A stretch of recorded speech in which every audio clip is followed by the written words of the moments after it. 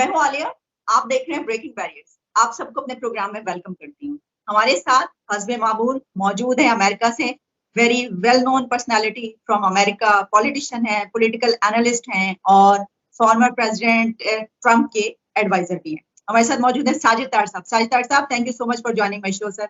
My pleasure, thank you. Sajid साहब, बहुत सारे मौजूआत हैं, टॉपिक्स हैं। एक तो मुल्क के अंदर एक दंगल चल रहा है, वो तो हम जानते हैं कि यहाँ पे तो बोली लगना शुरू हो गई है, बिक रहे हैं लोग अब, क्योंकि पंजाब की इस वक्त जो है वो मामला आ गया है कि यहाँ पे हुकूमत कौन करेगा। तो दोनों तरफ से 20-20 करोड़ का कहा जा रहा है। फवाद चौधरी ने बड़े इल्जाम लगाए कि ये तो जरदारी साहब और इनको जो है अरेस्ट किया जाए, इनको गिरफ्तार कर लिया जाए, क्योंकि ये हमारे लोगों को खरीद रहे हैं। और दूसरी तरफ से भी इस तरह की चीजें सामने आ रही है कि उनको भी खरीदा जा रहा है।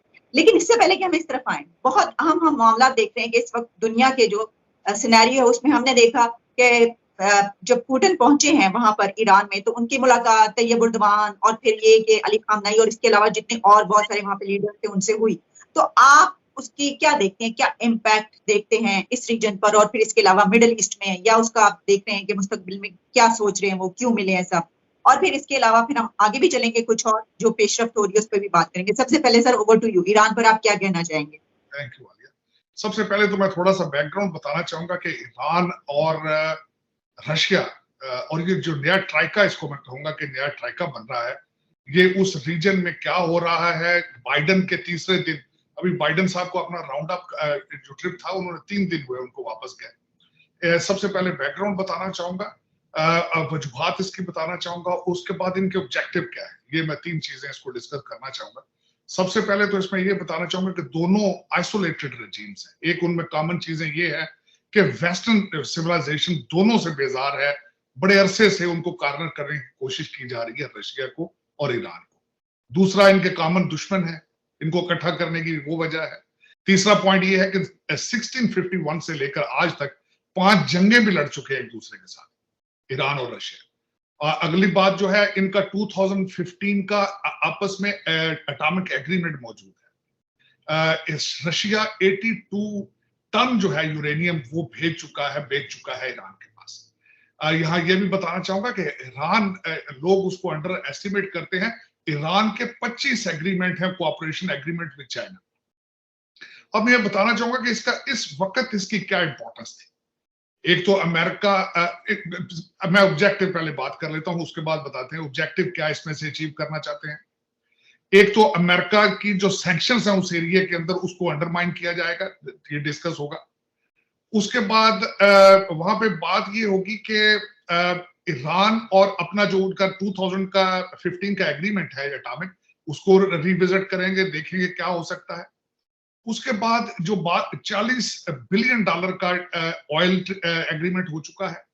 उसके बाद अगला ऑब्जेक्टिव ये हासिल करेंगे कि ये यूक्रेन की वीट, गंदम को ब्लैक सी से, वहां से वाया ब्लैक सी उसको बेचने की, ट्रेड की एक नई कोशिश की जा रही है। उसके बाद क्योंकि इस वक्त भारत तेल ले रहा है रशिया से, भारत को ईरान के जरिए एक्सेस दी जाएगी सेंट्रल एशिया में, इस चीजों को डिस्कस किया जा रहा है। तो इनमें अगर देखा जाए तो जो इनका एक और ऑब्जेक्टिव ये था कि बाइडन के जो ट्रिप था और जो वो उनकी कोशिशें थी उसको काउंटर करना। अब मैं ये बताना चाहूंगा कि बाइडन के ट्रिप के दौरान क्या क्या हुआ। जब बाइडन इजराइल गए तो ना सिर्फ बाइडन ने खुद ईरान को आंखें दिखाई हैं, बल्कि इजराइल ने भी थ्रेट किया है। उसके बाद जब सऊदी अरेबिया में गए हैं, सऊदी अरेबिया का हालांकि दौरा उनका बिल्कुल फेल था। जमाल खशोगी पे स्नब किया गया उनको, शरीन जो थी जर्नलिस्ट, उसकी वजह भी स्नब किया गया, बल्कि उल्टा वहां को जवाब दिए गए। मोहम्मद बिन सलमान ने उनको आईना दिखाया कि आपकी, इन्होंने जब क्वेश्चन किया कि हमारी इंटेलिजेंस ने कहा था कि आप इन्वॉल्व थे, तो उन्होंने उनकी इंटेलिजेंस का इराक की मिसाल दी कि वहां पे भी वेपन्स ऑफ मास डिस्ट्रक्शन नहीं थे। जब ह्यूमन राइट्स की बात हुई तो उन्होंने अबू घरेब के जरिए इनको आईना दिखाया कि आपकी अफवाज वहां पे क्या करती रही है। तो ये और उन्होंने यहाँ पे एक मजाक बनाया जा रहा है, अमेरिका के अंदर एक मजाक इस वक्त ये बन चुका है कि मोहम्मद बिन सलमान ने यहां तक इंतजार नहीं किया कि बाइडन वापस चले जाएं तो कुछ चीजें इनके खिलाफ बोली जाएं। इनकी प्रेजेंस में उन्होंने कहा है कि हम एक बूंद भी अपनी प्रोडक्शन नहीं बढ़ाएंगे। और उसके अलावा जो एक और बात बताना चाहूंगा कि इस वक्त भारत, चाइना और सऊदी अरेबिया भी तेल ले रहा है रशिया से। बल्कि यहां तक सुना जा रहा है कि भारत वहां से, रशिया से डिस्काउंटेड प्राइसेस पे ऑयल लेके आगे भी बेच के पैसे बना रहा है। इनकी सैंक्शंस इतनी कमजोर हो चुकी हैं अमेरिकन की। तो इस सब चीजों को जाके वापस पुतिन ने जाके कवर करना इसको। और दूसरा मैं ये बताऊंगा कि इन तीनों की जो मीटिंग है वो पहली मीटिंग नहीं है, ये इनकी 7वीं मीटिंग है। ईरान, टर्की और इन सब की उस एरिया में 7वीं मुलाकात। दूसरा उसमें जो एक चीज भूल रहा हूं, जो इनका एक और ऑब्जेक्टिव है, टर्की को वहां बुला के सीरिया को डिस्कस करना, क्योंकि सीरिया के अंदर रशिया की आर्मी बेसेस हैं, नेवल बेस मौजूद है। उसके बाद बशरुल असद, जो कि 2000 में उनके वालिद के मरने के बाद जब उन्होंने पावर ली थी, उनका सबसे बड़ा सपोर्टर या उनको जो असला बेचने वाला है वो रशिया है। उस रिजीम को रशिया सपोर्ट करता है। टर्की वहां कुर्दिस्तान और सीरिया के लिहाज से और ईरान के वहां पे शिया पॉपुलेशन होने की वजह से, वहां पे आइसिस के होने की वजह से, इन तीनों लोगों का, टर्की, ईरान और रशिया का कॉमन इंटरेस्ट है। और बशरुल असद के फ्यूचर को भी डिस्कस किया गया है वहां। तो इस वक्त सबसे ज्यादा अगर वरीसम किसी को इस पे इश्यूज हैं तो वो इजराइल को इश्यूज हैं, क्योंकि उनकी एटॉमिक डील जो 2015 की रशिया के साथ हो चुकी है, बल्कि उनका एटमी reactor is made in Russia. तो इजराइल को इश्यूज हैं और अमेरिका को इश्यूज हैं। लेकिन ये अमेरिका क्योंकि कमजोर है तो इसके साथ इजराइल भी कमजोर नजर आता है। लेकिन ये कि मेरे ख्याल में यहाँ पे अमेरिका के अंदर भी जो मुसलसल मीडिया डिस्कस कर रहा है कि बाइडन का दौरा एक नाकाम दौरा था, और उसके असरात आज हमारी कुछ स्टेटों में मिड टर्म इलेक्शन चल रहे हैं, उसमें असरात भी नजर आ रहे हैं कि Republican they are gaining ground. और यहाँ पे लोग इस चीज को कैलकुलेट कर रहे हैं कि 20 से 25 कांग्रेसमैन हाउस में आएंगे और हाउस वापस जो है रिपब्लिकन पार्टी के पास चला जाएगा। सेनेट के अंदर भी टाइट रेस है। इसका इतना बड़ा इम्पैक्ट तो नहीं होगा क्योंकि प्रेसिडेंट वीटो कर देता है किसी चीज को भी जब उसके पास वीटो पावर होती है। लेकिन उनके पास एक ब्लैंक चेक था, खुली छुट्टी थी, उसके ऊपर रिपब्लिकन रेजिस्ट करेंगे और अपने 2024 के इलेक्शन जो प्रेसिडेंशियल होंगे उसके लिए अपनी राहें हमवार करेंगे। तो इस वक्त बाइडन साहब की पॉपुलेशन की रेटिंग 33% है, कुछ लोग 31% कहते हैं। This is lowest possible with in the second year of the presidency in the history of America. मैं एक सवाल आपसे पूछना चाहूंगी। आपने कहा कि देखिए किसको रिजर्वेशंस हो सकती हैं, कौन इस दौरे को किस तरीके से देख रहा है, किस नजर से देख रहा है, तो क्या आप नहीं समझते?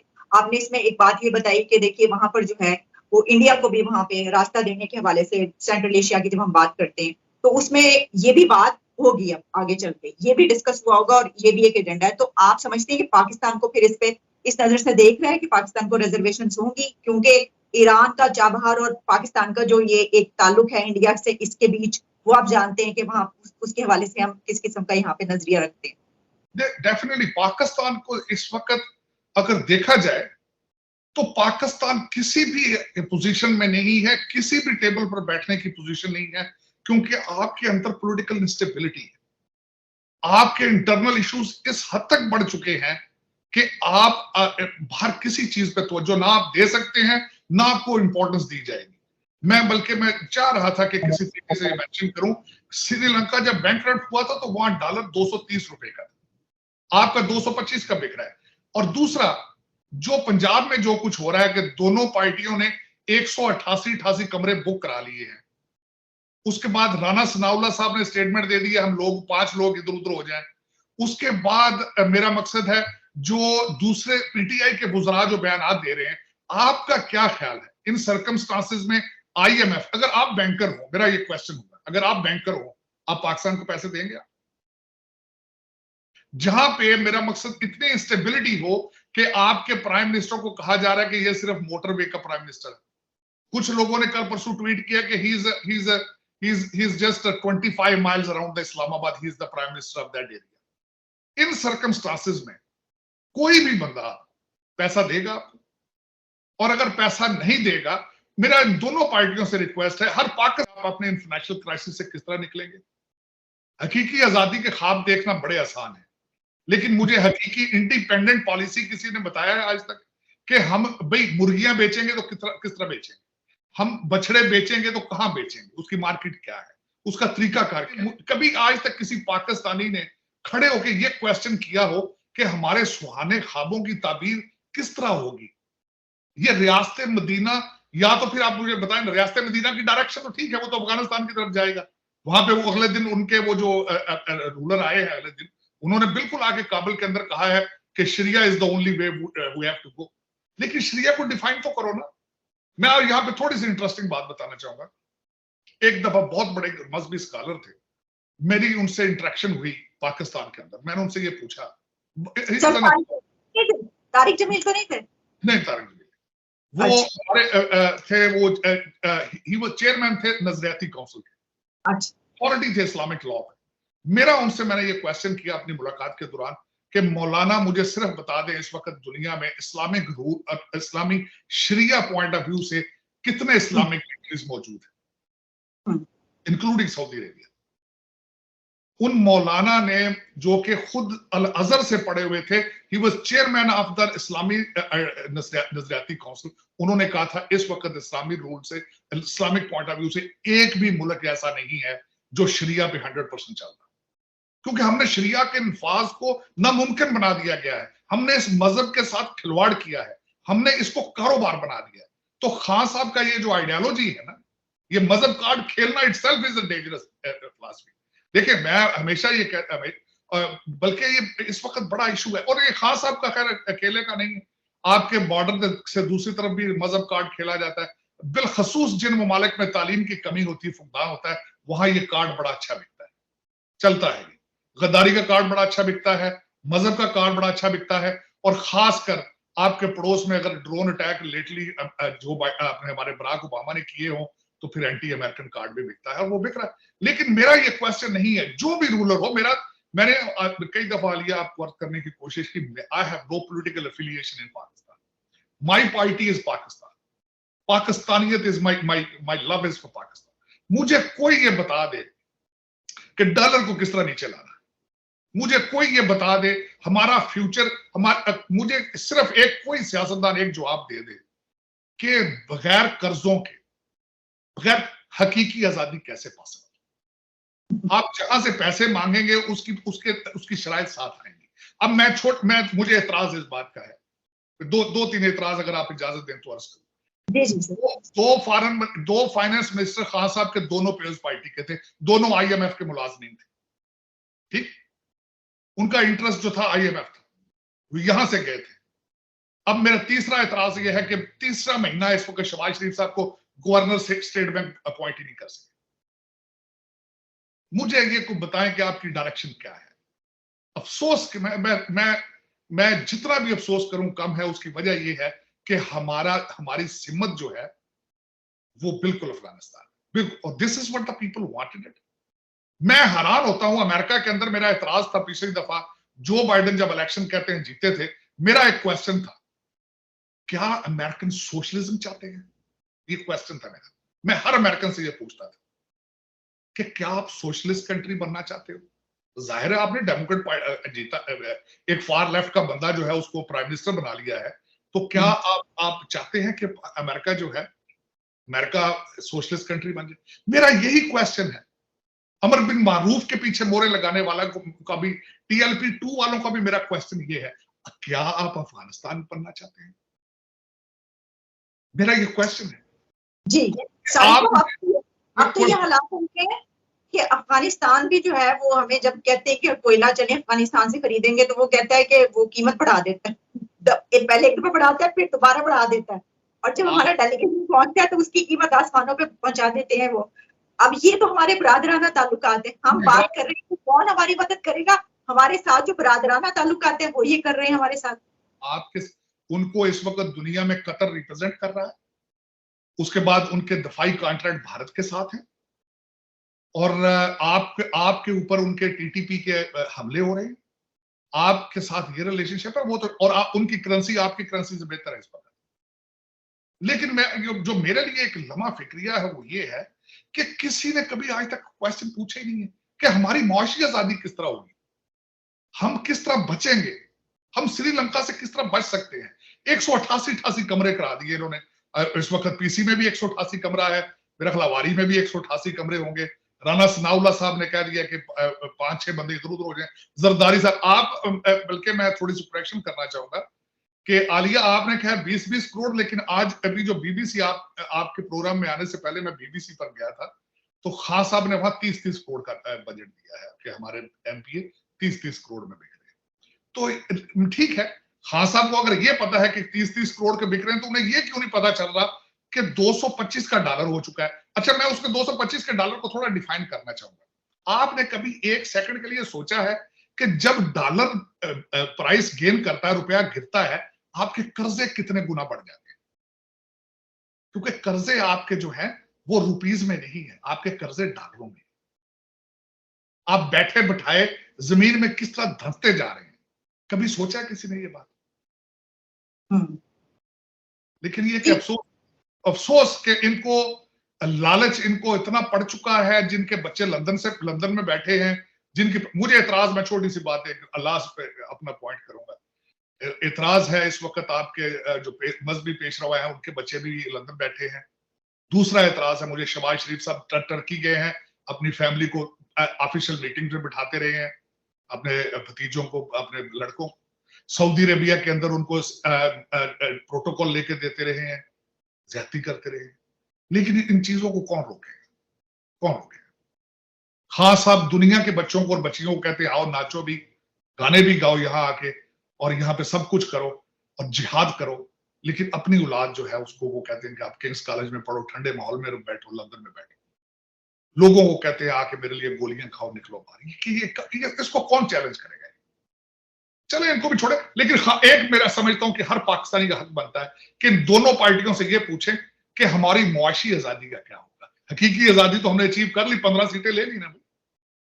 और दूसरा एक मेरा आखिरी क्वेश्चन ये करना चाहूंगा, खान साहब ने जो मुसलसल हर तकरीर में कहा है कि डोनाल्ड लू हमारे पीछे पड़ गए, अमेरिका ने मेरी रिजीम चेंज की है। खान साहब से एक रिक्वेस्ट करूंगा, खान साहब अगर आप इस्लामाबाद तक पहुंच जाए, या आप अगर लाहौर तो पहुंच चुके हैं, आप लाहौर से अमेरिकन कौंसल जनरल बंद कर दें आप, और उसके बाद अगर इस्लामाबाद पहुंच जाए तो अमेरिकन एम्बेसी फौरन बंद कर दें, क्योंकि पाकिस्तानी अवाम ने आपको जो मैंडेट दिया है दैट इज एंटी अमेरिकन। ठीक। अच्छा साजिद साहब, ये जो आप गुफ्तगू कर रहे हैं, इसी दौरान मेरे ज़हन में एक ख्याल आ रहा है कि हम बहुत सारे लोग ऐसे दुनिया में जिनको बड़ा बुरा भला कहते हैं, लेकिन हम ये देखते हैं जिस तरह यहाँ पर बहुत सारे फाइनेंशियल करप्शन के जो है वो निकलते हैं, जिस तरह आप अभी कह रहे हैं, लेकिन हम देखते हैं कि हमारे हमसाया कंट्री में, अगर आप इंडिया की मिसाल ले लें, तो वहां के पीएम पे जो फाइनेंशियल करप्शन का इस तरह कोई केस नहीं निकलता, ऐसी कोई बातचीत भी सुनने में नहीं आती। और हम ये भी देखते हैं कि जो ये वाली मंडी लगी हुई है वहां पर तो इस तरह की मंडी नजर भी नहीं आती। तो फिर क्या क्या वजह है? यानी जमीन तो एक ही है, सब कुछ एक जैसा है, तो हमारी सियासत में ऐसा क्या हुआ है कि हम क्यों ऐसे हो गए सर? असल में वहां पे भी होता है, वहां पे करप्शन है, मैं उसकी मिसालें देना चाहूंगा। वहां पे वोट ऑफ कॉन्फिडेंस कई दफा हुआ है, लोग जाके अपोजिशन के बेंचों में बैठ जाते हैं। अभी रिसेंटली बॉम्बे में जो शिवसेना की गवर्नमेंट गिराई गई है, बीजेपी ने वहां भी रुपए इसी तरह फेंके हैं, लोगों को वहां से भी उठा के जहाजों में भर के होटलों में ले जाया जाता है। ये कोई बिल्कुल नई बात नहीं है, लेकिन वहां पे एक प्रोसेस चल रहा है। वहां पे हमारे जो उनके एक्स प्राइम मिनिस्टर हैं, वो ये नहीं कहते कि अगर मैं नहीं तो पाकिस्तान के 3 टुकड़े। अगर पाकिस्तान, अमेरिका की हकीकी आजादी ना होती, पाकिस्तान को आजाद ही नहीं होना चाहिए था। शहबाज शरीफ को लाया जाने से बेहतर था इस पे एटम बम मार दिया जाए। वहां ये करने वाला, वहां सबर के साथ जाके अपोजिशन की बेंचों में बैठ के जमहूरियत को खराब नहीं किया जाता।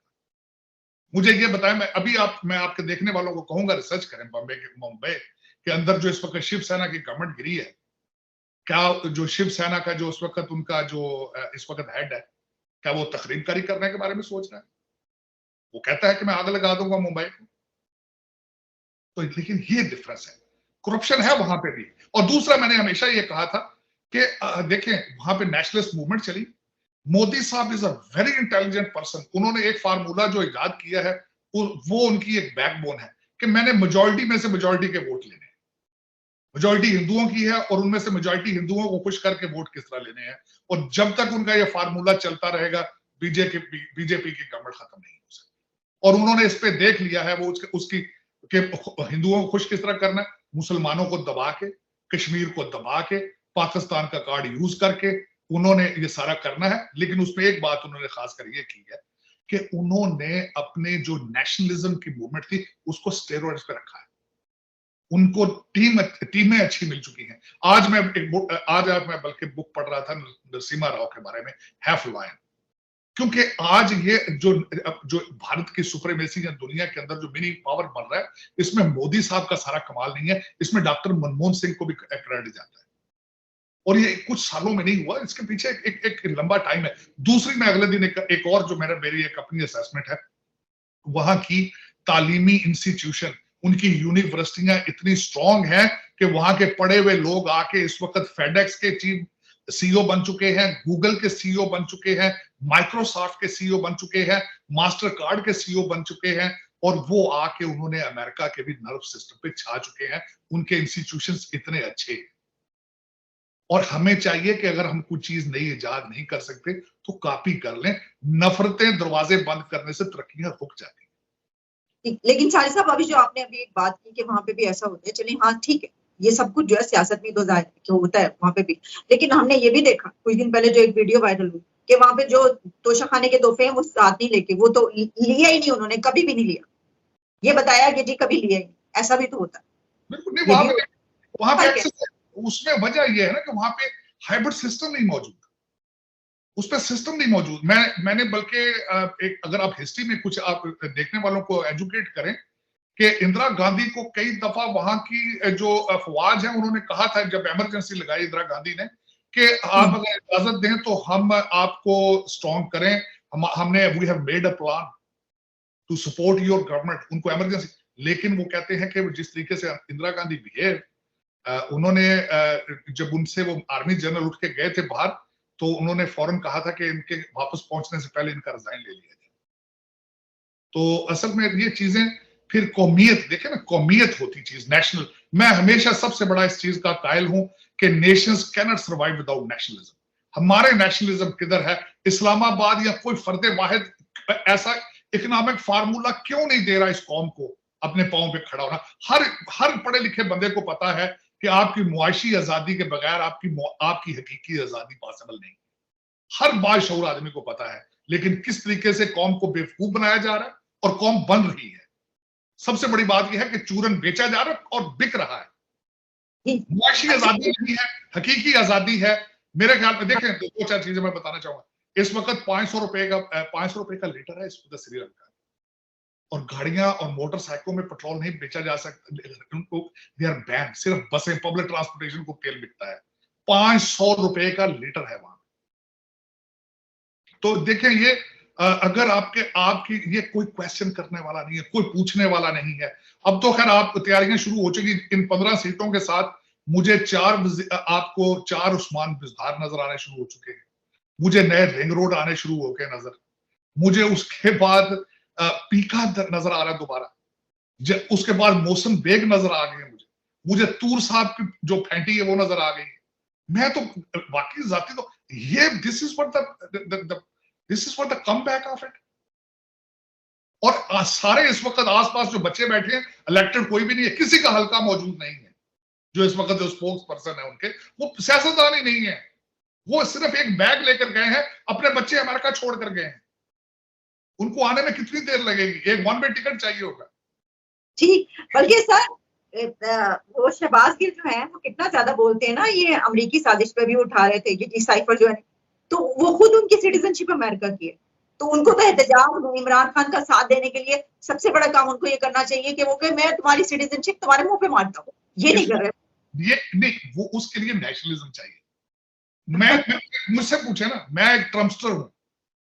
मैं ट्रंप की हर पॉलिसी से एग्री करता था, तभी उनका वो चूरन बेच सका बाहर। इट मींस के शहबाज गिल इज नॉट उनके चूरन को नहीं बाय कर रहे अपने लीडर के। देखिए, अगर आपका सुप्रीम लीडर हो, आपका मजहबी पेशवा, आपके पीर साहब हो, तो आप ग्रीन कार्ड यूं फाड़ के फेंकते, कहते हैं पे है। लेकिन वो खुद नहीं बिलीव करते उनके चूरन पे, वो अपना ग्रीन कार्ड नहीं छोड़ते। फैसल वाडा ने अपनी सिटीजन नहीं छोड़ी, और कई ने नहीं छोड़ी। जुल्फी बुखारी ब्रिटिश सिटीजनशिप आप मुंह पे मारे ना, कहेंगे पीर साहब ये आपके मुंह, आपके सर से मारी मेरी सिटीजनशिप। लेकिन वो खुद ही नहीं, उनको पता है कि क्या पता किस वक्त भागना पड़ जाए यहां से। तो ये नेशनलिज्म नहीं है, ये एक टोपी ड्रामा है। लेकिन ये कि इसमें मेरे मादरे मिल्लत के जो मैं अगले दिन मैंने किसी से कहा, मैं क्या कौन बनेगा मिलियनर या बिलियनर, मतलब यही था कि आप प्राइम मिनिस्टर चीफ मिनिस्टर कौन बनेगा। लेकिन ये इस शो की आखिरी किस्त है। 225 पे डॉलर जो है वो आखिरी किस्तों के आसपास होता है। बिल्कुल सही कहा। अच्छा साजिद साहब, गो के यहाँ पे सब कुछ खत्म हो गया, जो आपने आखिरी बात कह दी कि ये आखिरी किस्त है। सर जरा मैं एक पूछना चाह रही थी आपसे, एससीओ समिट जो है कॉन्फ्रेंस सामने आ रही है ताशकंद में, तो उसमें ये है कि हमारे जो फाइनेंस मिनिस्टर हैं बिलावल भुट्टो, पहली मर्तबा जो है वो उस कॉन्फ्रेंस में वो उसमें करेंगे, और वहां से इंडिया से जो है वो मिस्टर जयशंकर होंगे। तो आप कैसे देख रहे हैं कि क्या कैसे आपको कुछ नया नजर आ रहा है कि कुछ ऐसी बातचीत होगी कोई कि जिसमें कुछ नए दरवाजे खुलेंगे? नहीं, देखिए बिलावल भुट्टो साहब का मैं वेरी इम्प्रेस बाय हिम। मेरा कोई उनसे इस तरह नहीं, उनका अमेरिका का दौरा बड़ा अच्छा था उनका। He was very well received here. मैं समझता हूं कि उन्होंने खान साहब का रशिया के दौरे को ओन करके अपना कद काठ बहुत ज्यादा बढ़ा लिया। दूसरा उनकी उनकी डायलॉग, जिस तरह से इंटरेक्शन रिमार्केबल। मैं समझता हूं डायलॉग तो होगा। जयशंकर का एक्सपीरियंस बहुत ज्यादा है, क्योंकि I have been exposed to Jaishankar as well.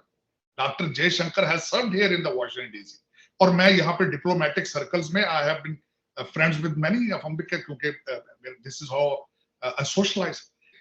मैं एक अर्ज करना चाहूंगा बात, बाहर जब आप अपने मुल्क से बाहर जाते हैं, आपकी इज्जत तब होती है जब आपके पीछे, आपके हाथ में कोई बैंडेड हो, जब आपके पीछे अवाम खड़ी हो, जब आपके पास हुकूमती मशीनरी हो, या फिर आप अगर कोई फैसला करते हैं तो आप उसको इन्फोर्स करने की सलाहियत रखते हो, तब आपको इज्जत मिलती है बाहर। जब ये हालात हों जो आज के सर्कमस्टांसेस हैं कि आप जिस गवर्नमेंट का हिस्सा हैं वो 36 घंटे या 48 घंटे है, तो आपके साथ क्या डायलॉग, कौन करेगा डायलॉग, या आपके डायलॉग का मकसद क्या है? आप वो डायलॉग जो वहां पे कमिट करके आएंगे, वापस पहुंचने तक वो आके डिलीवर कर पाएंगे? तो ये सारी चीजें इस वक्त आप बिल्कुल आइसोलेटेड हैं।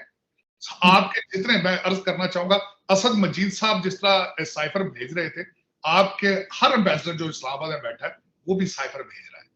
और आपके वहां लोग आपके अल जजीरा भी देख रहे हैं, लोग BBC.com भी पढ़ रहे हैं, लोग डान पे भी देख रहे हैं कि आप कह रहा। और बिलखसूस मैं हैरान होता हूं कि भारत आप पे बड़ी सीरियस कवरेज कर रहा है इस वक्त, उनका मीडिया। तो वो बिल्कुल दुनिया को बता रहे हैं कि आप किस डायरेक्शन में जा रहे हैं। अफसोस इस बात का है कि आपके जितने लोग हैं फॉरेन क्वालिफाइड हैं, फॉरेन रेजिडेंट हैं, इनका हर वक्त लंदन इनका माई बाप है, इनका पाउंड और डॉलर में बड़ी इन्वेस्टमेंटें हैं, लेकिन पाकिस्तान के लिए इनकी अच्छी फीलिंग्स कोई नहीं है। नेशनल इनको तरीका पता है, सबको पता है। मैं अगले दिन ये कह रहा था, मैं छोटा सा आइडिया आया था, लास्ट में बताया था। शहबाज गिल साहब के पास, डॉक्टर शहबाज गिल साहब के पास सबसे बड़ी क्या चीज है? बिजनेस पढ़ाते हैं ना शिकागो में, PhD भी सुना, PhD उन्होंने सिंगापुर का जहां से ली, मास्टर्स ऑफ बिजनेस एंड, उनको चाहिए बिजनेस की क्लासें शुरू कर दें और पढ़ाएं। फैसल वाडा साहब ने सारा पैसा यहां से बनाया, जैदी साहब ने सारा पैसा यहां से बनाया, तो वहां बच्चों को एजुकेट करें। बच्चों में सबसे बड़ा आज खान साहब के सपोर्टर सारे जो हैं ट्विटर वाले हैं, सारे यूट्यूबर हैं, और उनको यही कह दो साथ अमेज़न पे चीजें बेचनी शुरू कर दो। लेकिन इस पे बिल चाहिए, आपको चाहिए उनका। हमने शहबाज गिल है, बच्चों को, वो स्टूडेंट्स को पढ़ाना शुरू कर दिया, तो वो जो दिन रात जो वो करते हैं, कोई ना कोई शोशा खड़ा, और जिस तरीके से वो हवालातों जाते हैं, गिरफ्तारियां देने, वो कैसे होगा फिर? जुल्फी बुखारी साहब रियल एस्टेट के मास्टर है, वहां पे रियल एस्टेट की क्लासें पढ़ानी शुरू कर दो। लेकिन उस तरह तवज्जो नहीं ना, नेशनलिज्म नहीं है। जब ऑब्जेक्टिव हो के मारो, लूटो और भाग जाओ यहाँ से, तो उस वक्त ये चीजें नहीं होती। देखिए डॉक्टर यूनुस ने मैं बांग्लादेश की मिसाल छोटी सी देना चाहूंगा। उनको पता था कि 2 सीक्रेट बताना चाहता हूं बांग्लादेश की ग्रोथ के। उनको पता था 51% पॉपुलेशन औरतें घरों में बैठी हैं, वो सारा ये एक मैन पावर लूज हो रही है। उनको एनर्जाइज किया गया। डॉक्टर यूनुस ने उनको माइक्रो फाइनेंसिंग से साथ कर्जे दिए उन खवातीन, और उन्होंने वहां पे स्वेट शॉप्स बनाई, और आपका सारा कॉटन का बिजनेस खींच के यहां से बोले।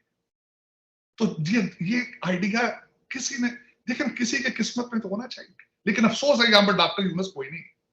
यहाँ डॉक्टर बहुत है लूटने वाले, लेकिन डॉक्टर यूनुस कोई नहीं है जो माइक्रो फाइनेंसिंग ले जाके खवातीन को इकट्ठा करता, कोई कौमियत दिखाता, उनको कहता आओ मैं मेरे पीछे, मैं तुम्हें निकाल के लेके जाऊंगा। ठीक है, खुदा करे कि आपको भी डॉक्टर यूनुस मिले, खुदा करे आपको कोई पाकिस्तानी लीडर मिले आमीन सुमा। चले साहिर साहब, इस एक अच्छे नोट के साथ आपको गुड बाय करते हैं कि जब नेक्स्ट टाइम हम मिलें तो तब तक हम बैंकरप्ट ना हुए हैं, सिलसिला कोई ना कोई हाल निकल आए, कुछ ऐसा ना हो। आपसे क्या कहेंगे sir? Thank you so much for your precious time. Thanks a lot.